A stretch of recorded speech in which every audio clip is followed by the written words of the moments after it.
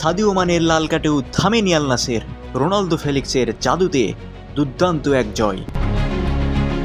Football মানেই নাটকীয়তা, আর Saudi pro লিগে আল নাসেরের ম্যাচগুলোতে যেন নাটকীয়তার অভাব নেই। আল ইতিহাদের বিপক্ষে তেমনই এক রোমাঞ্চকর লড়াই উপহার দিয়েছে রোনালদোরা। সাদিও মানের লাল কার্ডে এক প্রকার ধাক্কা খেলেও শেষ হাসি হেসেছে আল নাসের।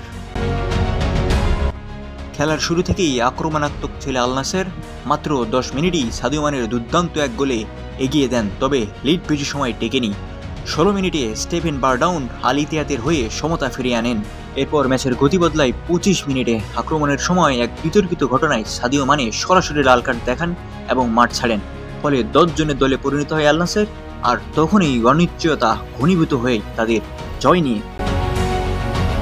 এখানেই সামনে আসেন দুই পর্তুগিজ সুপারস্টার ক্রিস্টিয়ানো রোনালদো ও জও ফেলিক্স। দ্বিতীয়ার্ধে রোনালদো তার অসাধারণ দৃষ্টিশক্তি আর নিখুঁত পাসিংয়ে এক জাদুকরী অ্যাসিস্ট উপহার দেন।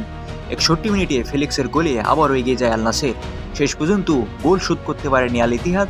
ফলে এই ম্যাচটি শেষ হয় 2-1 গোলের জয় নিয়ে মাঠ ছাড়ে আল নাসের।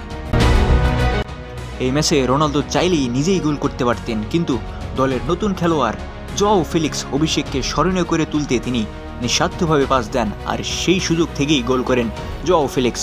তবে এতে বোঝা যায় রোনালদো শুধু গোলদাতা নন, বরং প্রকৃত অর্থে দলের জন্যও খেলেন। একজন খেলোয়াড় কম নিয়েও আল নাসের এই জয় প্রমাণ করে অভিজ্ঞতার তারকাদের দৃঢ় মানসিকতা সবকিছুকে জয় করতে পারে। মানের লাল কার্ড হয়তো ম্যাচের মোড় ঘুরিয়ে দিয়েছিল, কিন্তু রোনালদো ফেলিক্সের জুটি শেষ পর্যন্ত আল নাসেরকে এনে দিল এক অবিশ্বাস্য জয়।